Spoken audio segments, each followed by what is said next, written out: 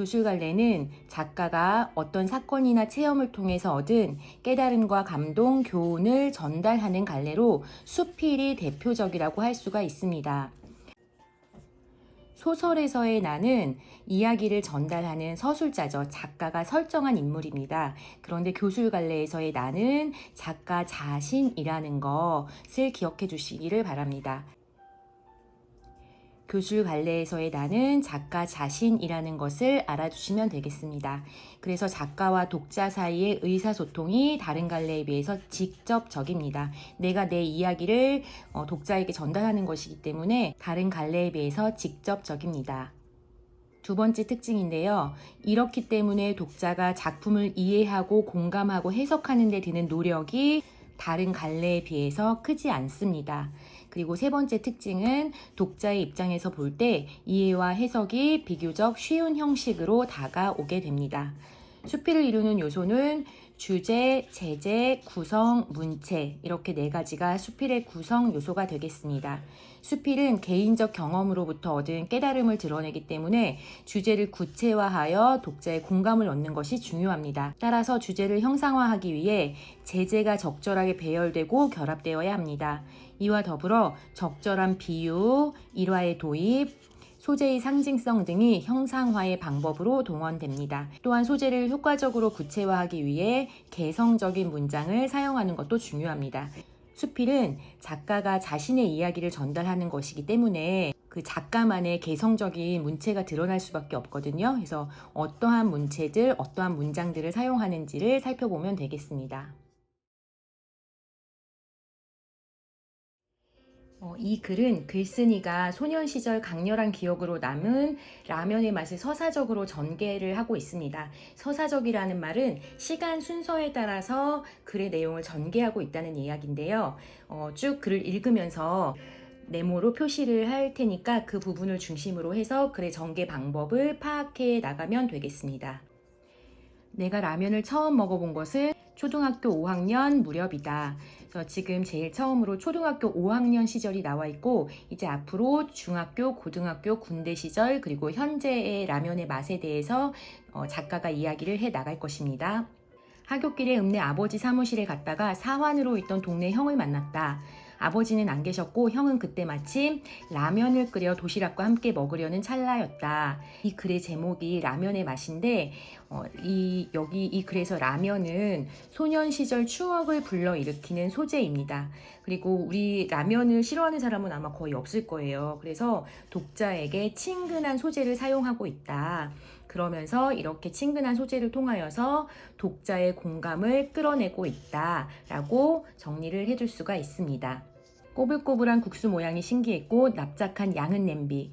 거기서 풍겨나오는 냄새는 읍내에서 10리길 가까운 시골에 사는 내게는 도시적이다 못해 이국적인 느낌마저 불러일으켰다. 지금 초등학교 5학년 시절 그 맡게 된 라면 냄새는 도시적이다 못해서 이국적인 느낌마저 불러일으켰다라고 표현을 하고 있습니다. 물론 나는 라면을 처음 본 순간부터 먹어보자는 말은 하지 않았다. 그냥 조용히 지켜보고 있었다. 형 역시 주고 싶은 마음은 눈꽃만큼도 없었으므로 혼자서 후루룩거리며 잘도 먹어댔다. 라면을 주고 싶어 하지 않는 형의 마음을 이렇게 익살스럽게 표현을 했죠. 앞에서 살펴본 것처럼 수필의 형상화 방법 중에서 개성적인 문체가 있었습니다.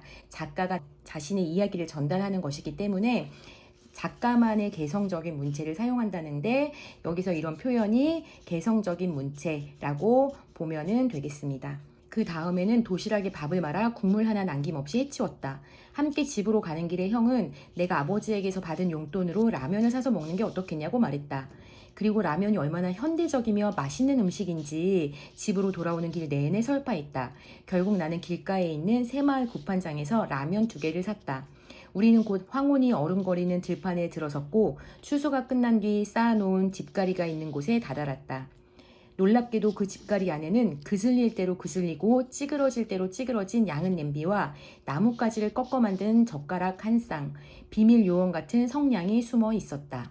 형은 내게 그 양은 냄비에 도락물을 떠오라고 시켰고 자신은 집단을 끌어내려 불을 피웠다. 지금 초등학교 5학년 때 라면을 끓였던 방법이죠. 초겨울 찬바람이 손을 시리게 만드는 저녁 무렵 나는 생애 최초로 라면을 먹었다. 그 찬바람이 이렇게 슬쩍 불 때 그 따뜻한 라면을 먹을 때 그 맛은 진짜 비교할 수 없는 맛일 것 같아요. 그 맛은 기존의 질서에서 살짝 일탈한 위반의 맛이었다. 동시에 인스턴트했고 중독감의 예감을 안겨주는 맛이었다. 그 이후로 우리는 일주일에 한두 번씩 황야의 무법자처럼 작당을 해서 그 장소에서 라면을 끓여 먹었다. 대부분 내가 라면을 샀고 끓이는 일은 형이 맡았다. 여기까지가 초등학교 5학년 때 맛본 라면의 맛에 대해서 이야기를 하고 있는 부분입니다. 그로부터 3년 뒤 중학교 때가 되겠죠. 아까 초등학교 5학년이었으니까 나는 서울의 변두리 동네로 전학을 와서 어느 독서실에 출입하게 되었다. 독서실에도 그 형 또래의 형들이 득식을 거렸고 그들 역시 내게 라면을 끓여 먹는 방법을 가르쳐 주었다. 그 대신 그들이 먹을 라면 값은 내가 내도록 했다. 어쩌면 형이란 작자들은 시골이나 서울이나 그렇게 똑같은지 돈이 없으면 조용히 굶을 일이지 목매한 아우들의 쥐꼬리만한 용돈을 갈취해서 제 배를 채우려고 드는가 말이다. 자, 이런 부분들도 이런 표현들도 굉장히 해학적이고 익살스러운 표현이죠. 비난하는 게 아니라 그냥 그때 그 형들의 모습들을 굉장히 재밌게 표현을 하고 있는데 작가만의 개성적인 문체라고 볼 수가 있습니다. 독서실에서 라면을 끓이는 방법은 환경에 걸맞게 더욱 도시적이고 현대적이었다. 빈 분유 깡통에 물을 넣고 라면 스프를 함께 넣은 다음 뚜껑을 덮는다. 이제부터는 중학교 때 라면 끓이는 방법입니다. 비닐 뚜껑에는 미리 뚫어놓은 구멍이 2개 있는데 그 구멍에 정극이 연결된 젓가락을 꽂는다. 그러면 곧 몇 분도 지나지 않아 깡통 안에 물이 끓어오른다. 물이 끓는 것과 동시에 젓가락을 빼고 자기 자리로 깡통을 들고 와서 몇 분 기다렸다가 먹으면 된다. 중학교 때 라면 끓이는 방법은 굉장히 과학적이네요. 요즘으로 치며 컵라면과 비슷하지만 그 라면은 시골에서 먹던 것보다 작고 더욱 인스턴트했고 냄새가 강했다. 여기까지는 중학교 때 끓여 먹었던 라면에 대해서 이야기를 하고 있는 부분입니다. 그로부터 대략 2년 뒤 서울 도심에 있는 고등학교로 진학했다. 이제 고등학교 시절 라면의 맛에 대해서 이야기를 하겠죠. 그 학교는 내가 들어가던 해가 개교 90주년이라고 했다. 학교가 오래되었다는 게 중요한 게 아니고 학교 앞에 있는 분식집들의 전통이 만만치 않다는 것이 중요하다. 수업이 끝난 뒤 우리는 각자 밥을 꽉 눌러 채운 도시락을 하나씩 들고 분식집에 모였다.